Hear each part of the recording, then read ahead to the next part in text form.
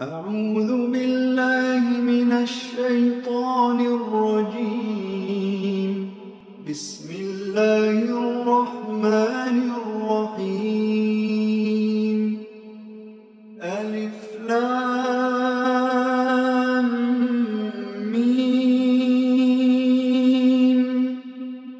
ذلك الكتاب لا ريب فيه هدى للمتقين الذين يؤمنون بالغيب ويقيمون الصلاة ومما رزقناهم ينفقون والذين يؤمنون بما أنزل إليك وما أنزل من قبلك وبالآخرة هم يوقنون أولئك على هدى من ربهم وأولئك هم المفلحون.